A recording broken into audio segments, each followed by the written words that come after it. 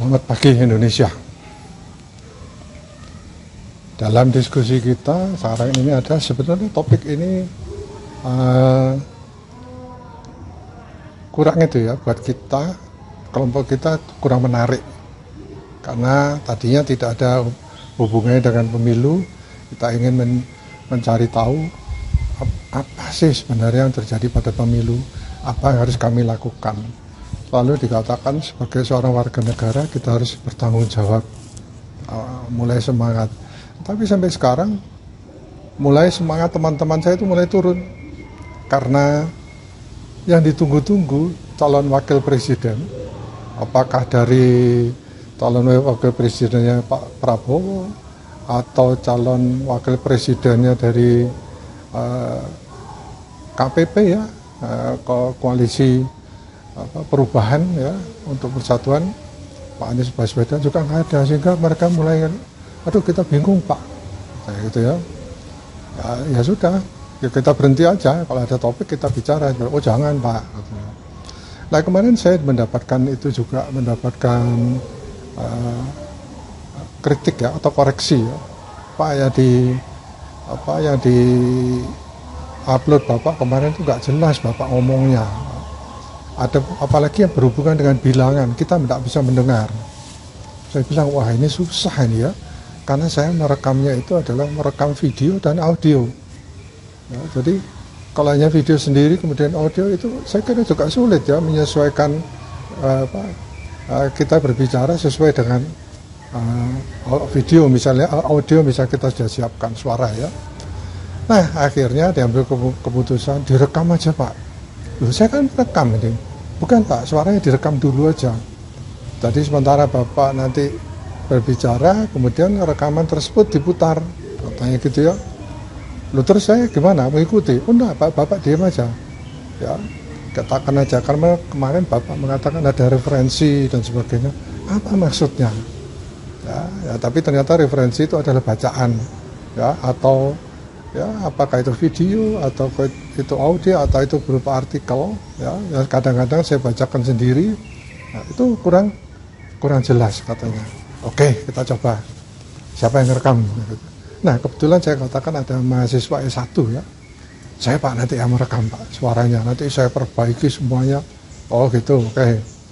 Nah, ternyata dia membuat rekamannya. Nah judul kita sekarang, akhirnya kita lihat di Jawa Post ini ya. Ini sebenarnya Jawa Post kemarin ya. Ini disebutkan ya, uang 27 miliar untuk urus kasus BTS dikembalikan. Nah sebetulnya bukan ini. Jadi topik ini adalah sebetulnya mengenai korupsi di Kominfo, Kementerian Kominfo. Ya. Komunikasi dan informatika. Tadinya saya tidak tertarik karena tidak ada hubungannya. Ya. Tapi setelah teman-teman mendengar ada hubungannya dengan misalnya penjagalan katanya, karena dia kan dari Partai Nasdem. Wah ini ada hubungannya juga ya. Tapi kita waktu itu tidak terlalu tertarik. Tapi dengan adanya ini, ya, kemudian mereka katakan kita bahas saja Pak. Ya, nanti saya buatkan rekamannya. Nah ini rekaman yang pertama ya, nanti kita dengarkan ya. Ini semacam menonton televisi ini ya. Jadi artinya ini seperti berita gitu ya yang dilakukan oleh kelompok kami, seorang mahasiswa ya saya katakan ya. Nah, mari kita tonton, mari kita dengar bersama-sama ya. Ini ya. Pelaksana tugas Menteri Komunikasi dan Informatika Mahfud MD menjelaskan kronologi kasus dugaan korupsi pengadaan infrastruktur base transceiver station bakti Kominfo yang menyeret mantan Menkominfo Johnny G. Plate. Mahfud mengatakan masalah awal proyek tersebut terjadi ketika pemerintah mencairkan anggaran tahap pertama senilai 10 triliun rupiah pada tahun 2020. 10 triliun itu. Menurut keterangan Mahfud, proyek pembangunan BTS sebanyak 200 di tahun 2020 hingga 2021 justru hanya memerlukan sepertiga dari total anggaran 10 triliun rupiah. yakni hanya sekitar 3 triliun rupiah Cuma 3 sampai sampai 4 4, triliun rupiah. tapi diminta Sekedar 10 triliun. informasi, Kominfo menganggarkan total dana 28 triliun rupiah untuk pembangunan total Keseluruhannya 28 triliun. menara BTS 4G untuk wilayah terdepan, terluar, dan tertinggal, 3T. Tapi itu dianggarkan 10 triliun rupiah lebih. Sudah dikeluarkan uangnya, lalu tidak jadi barang juga. Nah itu, ungkap Mahfud saat ditemui di kantor Kominfo, Jakarta Pusat. Dari total dana 10 triliun rupiah, yang dibelanjakan 2 triliun rupiah. Dengan demikian dana yang telah dicairkan menguap sekitar 8 triliun rupiah, seperti yang diungkap oleh Badan Pengawas Keuangan dan Pembangunan. Berdasarkan data kasar 10 triliun rupiah yang dikeluarkan, yang dibelanjakan dengan cara penilaian yang konservatif saja dianggap bahwa belanja benar sesuai dengan barangnya baru 2 triliun rupiah lebih, sehingga yang menguap sampai sekarang menurut hitungan BPKP 8,1 triliun rupiah atau 8,2. Kita lihat ya, itu yang sudah disampaikan tadi ya, Pak Mahfud MD ya, yang berkomentar ya, nggak boleh masuk ke sana ya. Nah ini adalah ya, karena ini dibacakan ya, kita boleh katakan ini berita ya, berita yang pertama. Tapi sebenarnya ini rekaman dari teman saya nggak tahu bagaimana merekamnya ya. Suaranya bagus seperti penyiar gitu ya. Jadi itu sebenarnya suara saya, tapi nggak tahu dia kok bisa mengubah seperti itu. Nah, jadi ini teknologi ya. Nah sekarang mari kita dengarkan ya bagian apa ya, bagian yang kedua ya, jadi berita yang kedua ya, mungkin kita itu ya, jadi ini juga rekaman dari ya, jadi saya tinggal melakukan apa sebentar ini Pak, terlihat ya. Nah, ya mari kita dengarkan ya yang kedua ini ya, jadi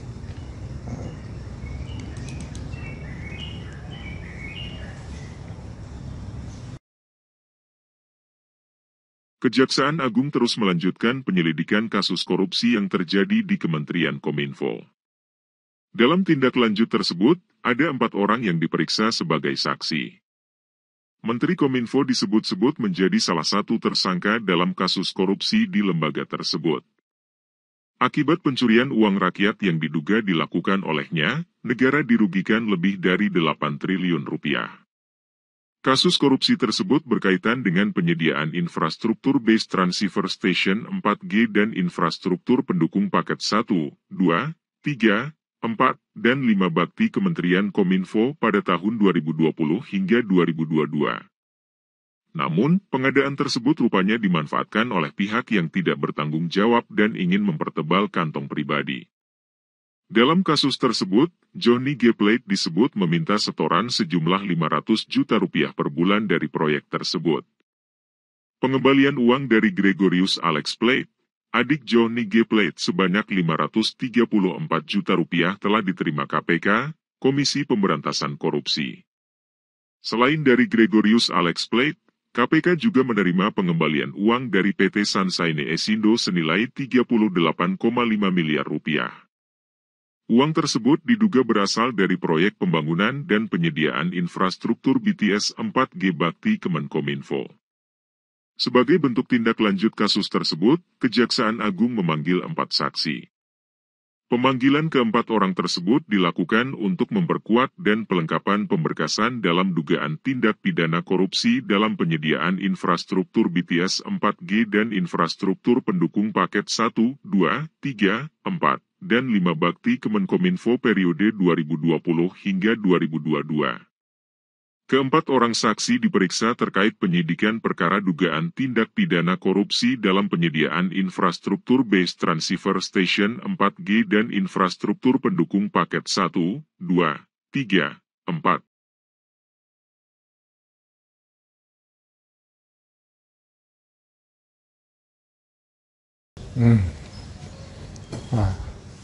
Sudah dengar ya tadi ya apa yang disampaikan seperti berita, bagus sekali ini rekamannya ya. Inisial itu ya dengan mudah kita bisa cari ya, karena disebutkan ada yang satu adalah direktur, ada yang satunya adalah ya, perusahaan juga disebutkan ya, meskipun inisial ya. Ya memang etikanya harus disebutkan berupa bentuknya inisial ya. Tadi singkatan namanya, tidak boleh langsung. Mari kita dengarkan rekaman yang ketiga ya. Tadi yang saya katakan referensi. Nanti kita ambil kesimpulan nanti ya dari sini. Kok bisa seperti itu ya? Nah ini berhubungan dengan pembelaan John G. Orang bilang pelatih, ada yang bilang plate gitu ya, mengenai dia minta dibebaskan. Ya, mari kita lihat ya, kita dengarkan bentar ya.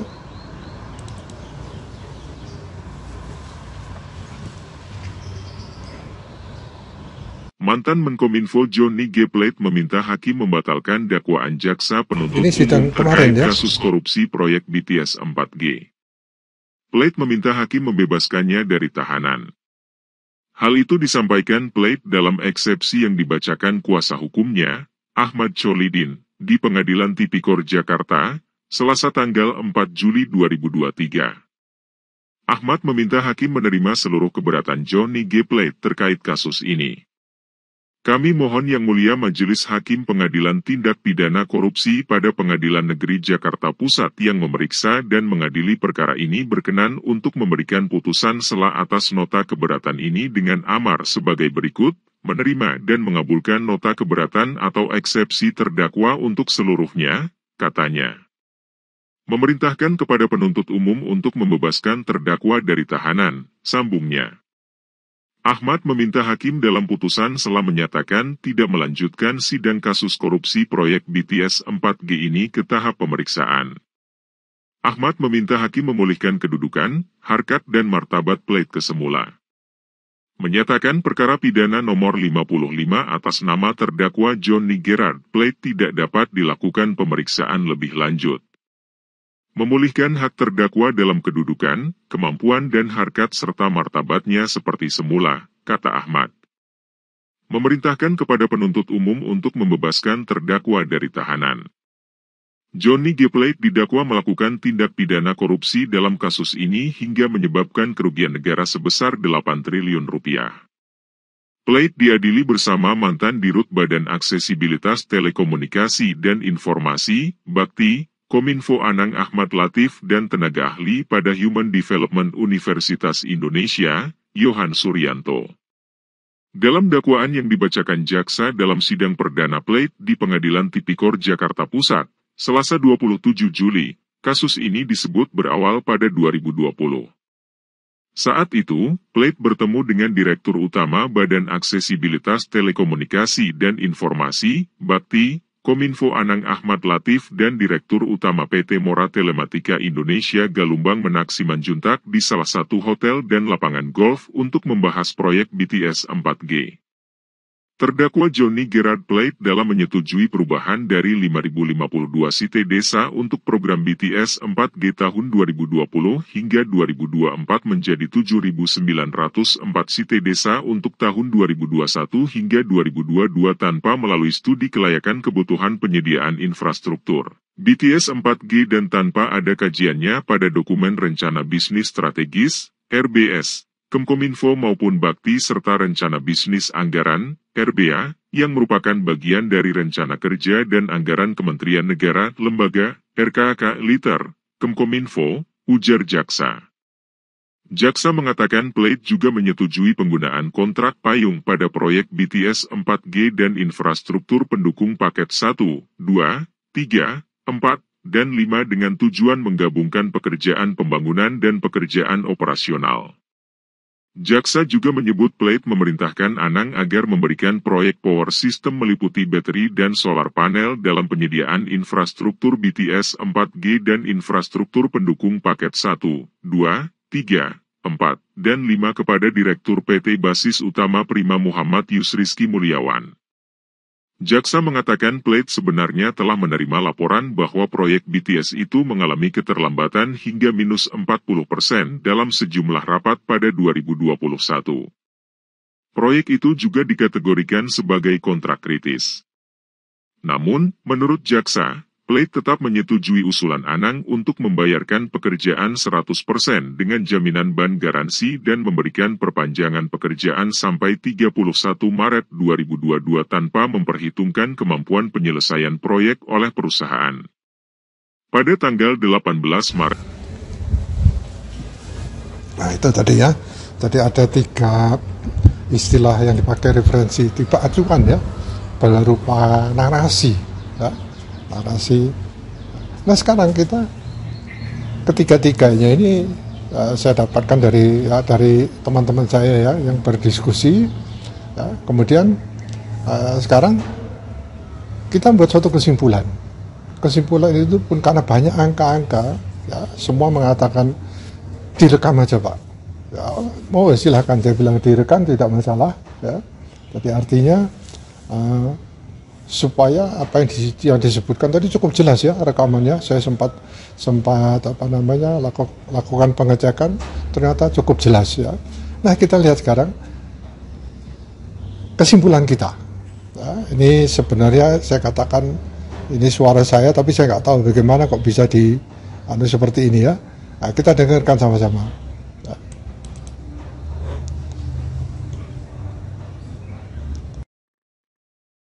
Dari ketiga berita atau referensi yang sudah kita baca atau dengar dapat disimpulkan bahwa ada korupsi atau penyimpangan pemakaian dana pembangunan BTS sebesar 8.032.084.133.795 rupiah. Pertama yang kita bayangkan adalah uang sebesar itu dikorupsi oleh John Plate untuk apa? Dan kalau itu dikorupsi untuk dirinya sendiri, maka John akan menjadi orang yang sangat kaya raya. Dan hebatnya lagi adalah 8 triliun lebih itu adalah jumlah korupsi dari dana sebesar 10 triliun yang sudah dikeluarkan pemerintah. Itulah kesimpulan awal yang saya dan teman-teman pikirkan. Tadinya kelompok kami tidak terlalu memikirkan, karena kami merasa persoalan ini rumit sekali. Kami hanya ingin lebih mengerti tentang seluk-beluk pemilu atau Pilpres dan Pileg 2024.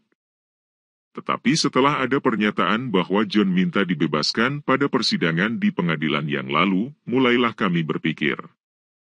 Korupsi sebesar 8 triliun tetapi minta dibebaskan, loh ada apa ini? Apalagi adanya isu yang menyatakan bahwa peristiwa korupsi di Kementerian Komunikasi Informatika ini adalah rekayasa untuk menjegal pencapresan Anies Baswedan. Ternyata setelah memperhatikan lebih detail kami menduga bahwa korupsi ini tidak dilakukan oleh John sendiri. Dan sudah ada beberapa tersangka yang telah diperiksa oleh Kejaksaan Agung. Dari persidangan di mana John Plate minta dibebaskan, John dituduh melakukan korupsi sebesar 17.848.308.000 rupiah. Jadi dari 8 triliun lebih ini John dituduh melakukan. Nah, kita lihat ya, kita masih awam sekali tentang hal ini. Nah, jadi kesimpulan kita mungkin sangat sederhana, ada korupsi. Nah, terserah pada Anda. Nah, Anda menyimpulkan. Jadi ini adalah data-data yang sudah ada. Ya, jadi umumnya saya kalau menonton televisi ya sudah tahu semua ini, ya, tetapi sulit sekali untuk menyatukan, ya, membuat beberapa referensi jadi satu, kemudian disimpulkan. Ya, karena begitu setelah berita lewat. Ya. Kadang-kadang dikatakan korupsinya 8 triliun 0,032, ya, 32 miliar lebih. Kadang-kadang dikatakan 8,1, 8,2, saya pikir nggak ada masalah. Tetapi ternyata itu akan menjadi pertanyaan, loh, kok berubah-ubah angkanya ya? Nah, sekarang dari 3 narasi ini, dari kesimpulan kami silahkan mengambil kesimpulan sendiri. Ya, mungkin kami akan membahas lebih lanjut ya, untuk mengetahui ya, kemana korupsi ini uang ini dibawa, ya, siapa yang korupsi. Nah, mungkin dalam postingan selanjutnya saya akan melihat di sidang, ya, kemudian kita akan melakukan suatu diskusi lagi, menyimpulkan. Ya, mudah-mudahan ini memang ada pengaruhnya ke pemilu, ya, sehingga kami tidak menyimpang di dalam mendiskusikan mengenai persiapan pemilu 2024. Selamat pagi Indonesia. Jangan lupa mensukseskan pemilihan umum tahun 2024.